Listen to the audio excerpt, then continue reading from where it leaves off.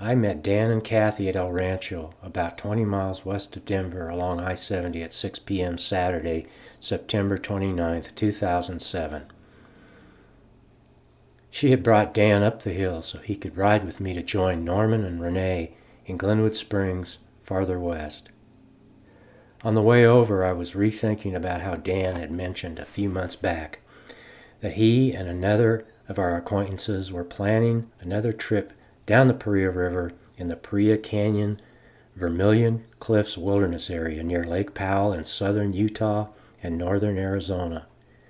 He wondered if I would like to join them. I expressed some interest, which later resulted in him lending me a videotape he had put together of 2 of their previous trips. Dan's been in there 4 times with various people. After watching the video, I had mixed feelings about taking the trip. I knew a little bit about the narrow slot canyons, but the video brought it more to life for me. I could see this 43-mile, 5-day backpacking trip through very narrow, sinuous canyons and slopping through muddy pools and streams was not going to be a walk in the park.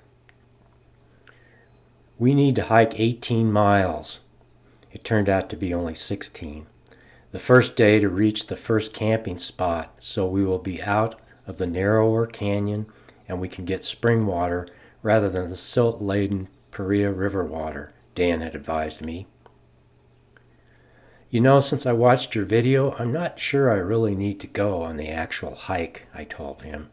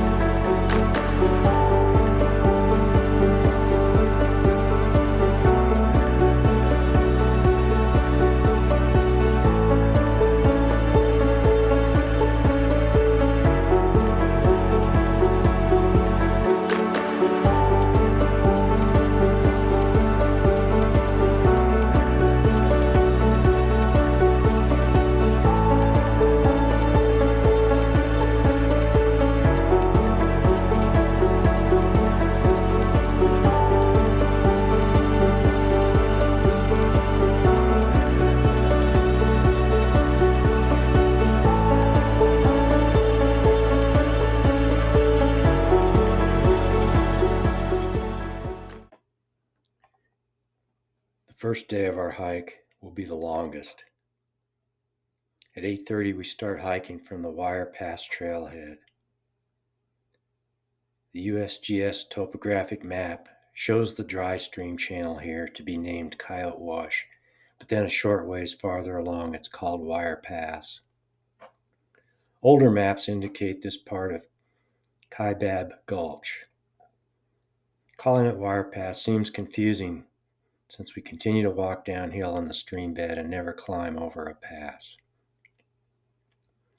From the start, it is 1.7 miles to the point where this dry stream channel enters Buckskin Gulch. The last part of this segment becomes very narrow, a preview of what is to come once we get into Buckskin Gulch, only not as deep of a canyon. The next 11.5 miles of the hike runs in Buckskin Gulch until it empties into the Paria River. The American West Travelog website says the Paria Canyon Wilderness area encompasses one of the finest canyons in the American Southwest and what is probably the most spectacular slot canyon in the world, the Buckskin Gulch. Deposits on the floor of the gulch are quite variable, ranging from sand to large boulders with lots of cobbles and smaller, rounded boulders to make for difficult walking. The many pools of muddy water make for continuously wet boots. The deepest pools we found were only about 2 feet deep, just above the knees. The bottoms of the pools were slippery, so we really slowed down through those, much to Dan's chagrin. Dan, the drill sarge, kept at us. We got to keep moving. We need to get to the camp before dark, he reminded us. A lot of the canyon floor in Buckskin and Paria was covered with a very thin layer of slippery goo. This clay and silt mixture was the result of a flood the week before and hadn't dried up much. If you stepped sideways in that stuff, there was a good chance you were going to skid and maybe take a spill. The week before our hike, Norm had checked a web page showing flow volume in the Paria at a flow gauging station at the confluence of the Paria and Colorado rivers. It had peaked at 1,000 cubic feet per second. Its normal flow this time of the year is around 60 CFS.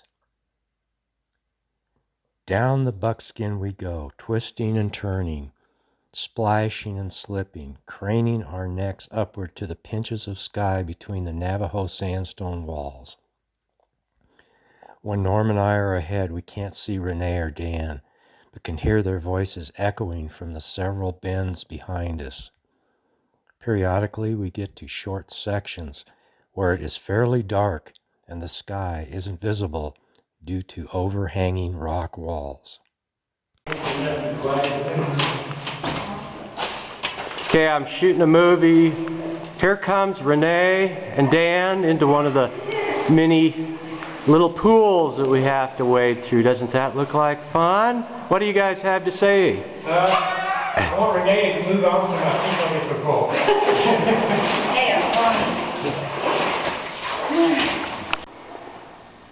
Here we are, further down the canyon, Buckskin Gulch.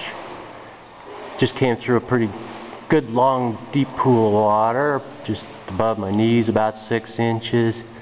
Feet are starting to get a little bit chilly. So anyway, this is what the canyon looks like from bottom to top.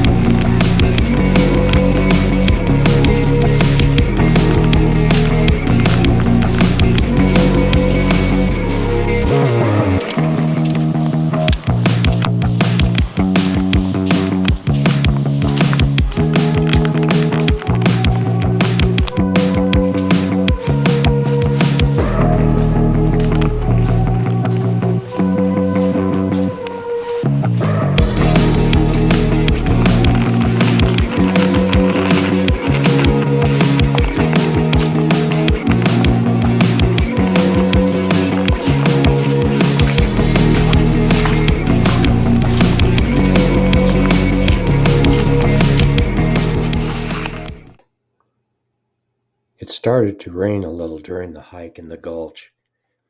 At a widening in the gulch, where a steep soil deposit sloped up several feet above the floor, we considered stopping and climbing up on the grassy bank in case of a flash flood. This would have delayed us and could have meant spending the night there or not reaching the Paria and a good camping site and spring until after dark. We weren't too keen on this prospect, but we weren't too keen on our bodies being washed through Buckskin Gulch in a flash flood either. The weather report of a couple days ago had forecast only a 10% chance of rain. As we were discussing our options, it stopped raining, so we continued on. Naturally, after a few minutes, the rain started again, but never amounted to much. That night, while we slept at a good camp area along the Paria, the stream rose a mite and became very muddy with red silt and clay, probably the result of a good rain upstream somewhere in the Paria River basin. We wondered how much had come down the narrows in the Buckskin Gulch and how deep it was. I guess we will never know if we beat it out or if the flow in the gulch wasn't very much. Near the end of Buckskin, there is a large rockfall deposit with many very large blocks of sandstone in the bottom of the gulch. Here was a bit of scrambling around to find the way through and over the big boulders. At the end of this boulder jam, there is a 12-foot drop. Climbing ropes had been left there to help us down. Taking off my backpack, I went down a double rope with knots for better gripping. Dan then tied each person's pack and lowered to me. They followed, descending the rope, and we were on our merry way again. The last mile and a half of Buckskin Gulch to the Paria River was comparatively easy walking with a wider bottom and less cobbles and boulders. I dropped back of the rest of the group due to stopping to change from my soggy, sandy boots to lighter, soon-to-be soggy, sandy shoes. Then I started to shoot some more short video clips and still shots. I almost felt like I was doing this hike alone. Here's a little bit of very shallow flowing water in the stream now. This must be the result of the earlier light rains that we had, maybe. No more pools in this stretch. Pretty easy walking. Just a little bit sloppy. I've had to change from my heavy mud-laden boots to my lighter shoes, so I don't have to pick up as much weight. Pretty bright. Probably isn't showing up here very well. Maybe it'll adjust to this darker light coming up.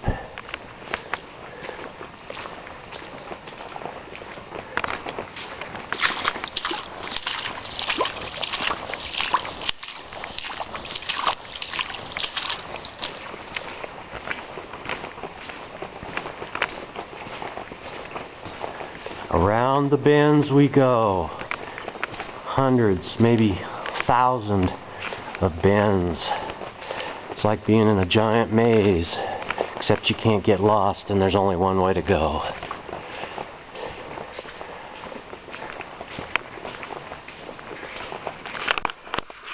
Alright, it's widening up a little bit here. I'm not sure exactly how much farther it is to the Paria River, but it shouldn't be too much more, maybe quarter, half mile, something like that. So, just making it a little easier to walk. A couple of crows or ravens were back here on the bottom, and when I got near them, they just started flying down the canyon. I wish I could do that. Alright, finally caught up to them. I guess they finally decided to wait. I passed the confluence with the Paria just about 100 yards or so back, and so this is the Paria right here. You can see it's got a little more flow.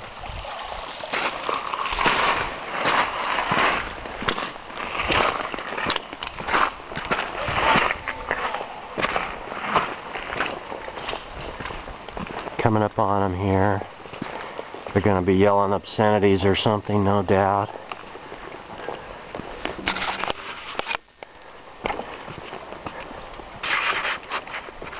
I'll try to zoom in on them, cut the shaking a little bit. Maybe not.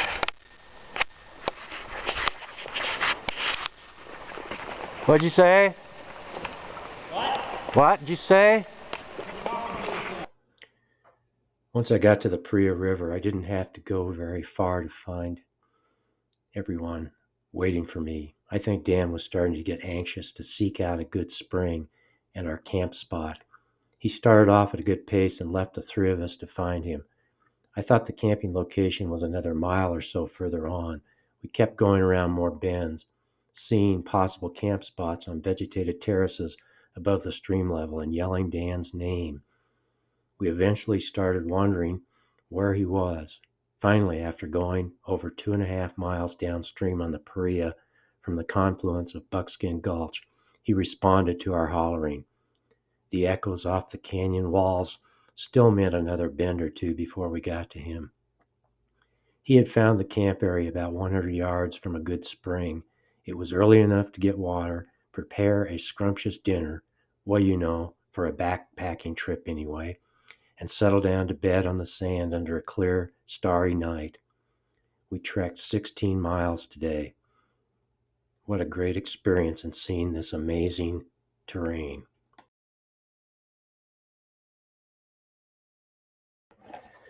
Day number 2 on the hike. We're now in the Paria Canyon and will remain so until we reach the Colorado River at the end of our hike. We started out from camp at the late hour of 10 o'clock. Why not? We had had a tough day yesterday and we deserved a break. Perhaps it was only going to be a hike of half the distance today, 8 miles, than it was yesterday. A short stop was made at the spring to fill up our water bottles. 15 minutes later, we went down the Paria. We ambled along, taking our sweet time, looking at the scenery and taking pictures. The river was very heavily laden with silt and clay to a dark red color. The stream bottom was hidden, so every step was always an unknown.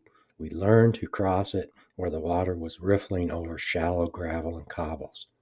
Smooth water meant deeper zones and likely softer bottom. Occasionally we found quicksand and silt, which would cause our feet to mire down a few to several inches and make extracting our feet difficult. That would throw one off balance many times. The first major point of interest was an abandoned meander. This old stream bed was elevated above the main level of the river by about 15 feet. We scrambled up a sandstone face, then hiked along a sandy-bottomed dry channel. The outer curve of the channel was blocked by a 40 to 50 foot high rockfall deposit. Perhaps this was the event that dammed the old river and caused it to erode through to its current path. At noon, we stopped for lunch, then continued down to Big Spring, followed by Second Crack. There are several large joints in the Navajo sandstone here that have eroded into parallel side canyons. These are named First Crack, Second Crack, etc. At 2:15, we realized we had only gone halfway to our destination for tonight's camp. Kicking it up a notch or two, we made the next 3 miles to Adams Pump in Judd Hollow in 1 hour. This abandoned pump was placed in service in 1949. It is a pretty small unit and is now just a rusty collection of separated equipment and pipes. Another mile brought us to a good spring, and 100 yards farther to a large terrace with good camping facilities.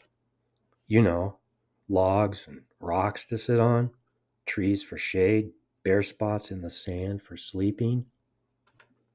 The most discouraging thing that happened today was me slipping and falling partway in the river, such that my digital camera became submerged for a few seconds in the clay and silt-rich water.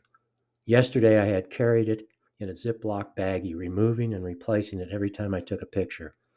That was in Buckskin Gulch, where we were continuously going in and out of pools. Today, I thought there was little chance of that, so I didn't carry the camera in a baggie. Big mistake. After it got wet, my next mistake was to not remove the batteries. When we got to Adams Pump, I removed the batteries and cleaned some of the more accessible outer areas. I replaced the batteries and tried to take a photo. The lens cover shutters did not open completely unless I helped them manually. I guess it was still a digital camera because I had to use one of my digits to open the shutters. They would drag on the grit that had washed between the lens housing and the shutters. That problem went on for the rest of the trip, and when I forgot to use my finger to open the shutters, I got interesting parallelogram frames of my pictures. I left the batteries in after that until we got to camp about an hour later. I heard a beeping noise from my pack and pulled out the camera. It seemed to have come alive. Apparently, the damp mud inside was causing the circuits to short, and it had turned itself on. It was quite warm. I removed the batteries, which were also hot. I think they were pretty well discharged, too. Maybe it has a built-in self-drying feature, Dan said. Anyway, the next day I tried the camera again and found it had enough charge to take a couple of pictures at a time before shutting down. I was able to limp it through the rest of the trip and take enough pictures to be happy. The pictures I had taken before the camera got wet were also still saved. The total distance we hiked today was 8 miles. Day 3 of our hike. This morning we started hiking at 9:30. We walked by the Hole, which is a large vertically walled side canyon. Beyond there, the next stop at 11 o'clock was Rather Canyon. Norm, Renee, and Mark hiked a little over half a mile up this side canyon to see Rather Arch. Dan said since he had been up there twice before, he didn't want to go.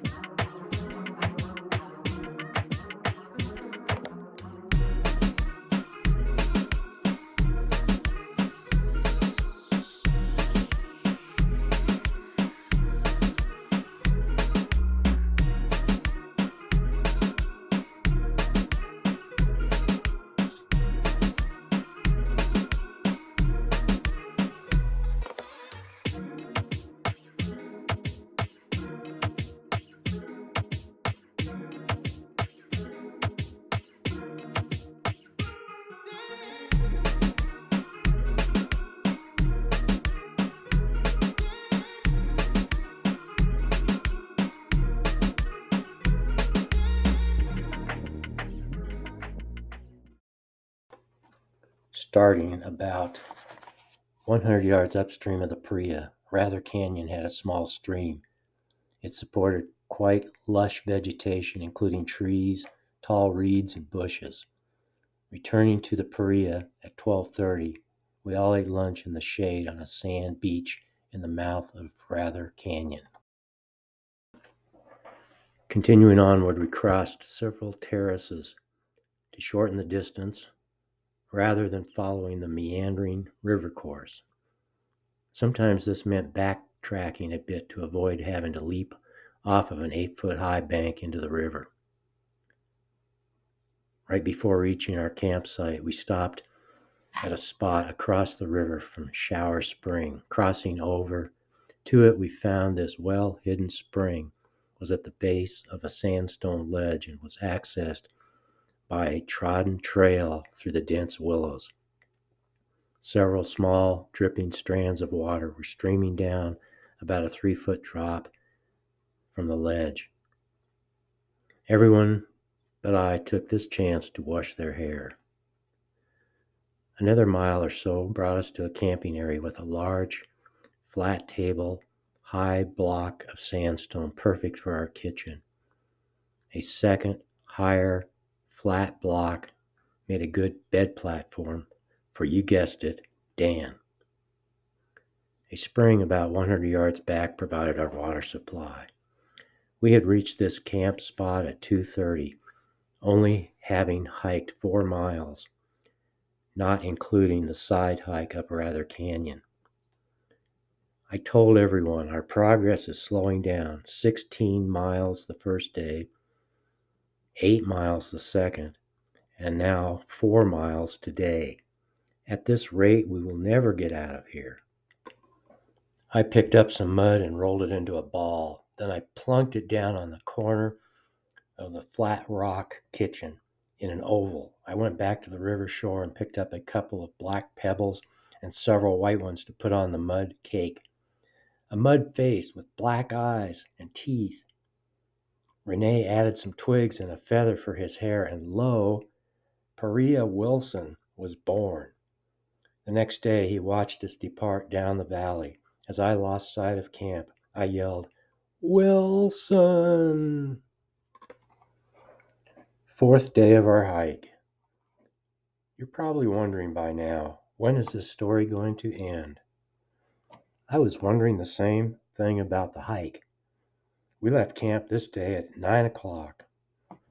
The water in the Paria River had turned to light brown or tan from its previous reddish color overnight. While he waited for the rest of us to get packed up, Dan was balancing river rocks on the boulder he had slept on. By the way, since he did sleep up there, this is the only case where a boulder is considered to be bedrock. The valley has been widening as we moved downstream, so we were able to stay up on elevated terraces more and cross the river less. We found some petroglyphs and hiked up on the east side of the canyon about 40 feet above the river to take a look.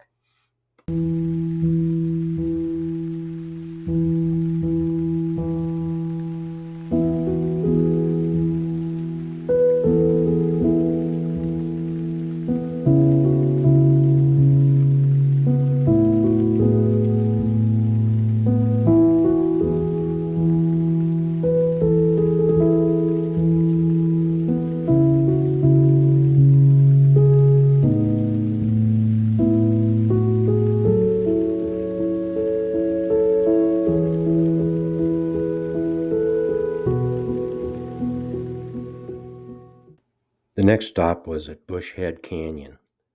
We went up the dry gulch, climbing over and around small to very large boulders and blocks of rock for about half a mile. Watching a shale bed above us on the side of the canyon as it became closer to the floor of the gulch, we hoped it would prove out with a spring where it intersected the channel bottom. Sure enough, there was a small stream developing. When the water got to be about 3 inches deep, we stopped to pump it into water bottles and a water bag. We pumped about 2.5 gallons in about 15 minutes. This water was to supply cooking water for tonight's dinner as well as tomorrow's hikes, since the presence of springs further along the trail was unlikely. It is a real frustration to have the Paria River flowing along the hike, but not being able to use its muddy water conveniently. Dan once had to use it by letting some of the sediment settle out first. The silt would settle out in several minutes, but the clay would take days to settle for relatively clear water. Without settling, trying to use the filter and pump would quickly clog it. After leaving Bushhead, we trekked for 3 more miles into ever-widening stretches of the Paria Canyon. Up and down the trail went, several times through steep, rugged side slopes and across flat terraces, boulder fields, and a winding trail across rocky terrain made us work at this part of the hike. The trail is hard to follow in many areas. We arrived about 4:15 in the afternoon at a poor lone cottonwood tree on a terrace next to the Paria River. All of the leaves on its few remaining branches were riddled with insect holes. I thought it did not look good for this tree's future. We hiked about 7.5 miles today. It wasn't too hot most of the day due to cloud cover. Tomorrow will be another 8 miles or so of relatively easy travel, but possibly hot sun. We shall see. Hopefully, we will get an early start. This is the last day of hiking. Another 8 or so miles will put our party at the Colorado River and the truck. The mileage we walk may differ some from that shown on the map, since it is probably measured along the stream, and we will be cutting across large terraces to straighten out our route. We head out at 8 a.m. Most of the trail is across flat terraces, so the hiking is pretty easy most of the way. The stream needs to be crossed about 15 times, though. The valley is fairly wide until we drop down into an inner canyon. This inner canyon eventually widens out too for the last mile or so before reaching the Colorado River. We reach our truck around noon and clean up a bit at a boat ramp on the side of the Colorado River at Lee's Ferry. As the trip is wrapped up, and we start to drive back home, I was thinking and said out loud, I kind of feel sad about leaving Paria Wilson back on Flat Rock. He's going to crack up when he dries out, then he's going to fall apart when it rains. A voice that I did not recognize said, I wouldn't worry. I think Paria Wilson will live on in the memories of all who come to the desert and find relics of our and others' experiences, no matter how worn they are. The end.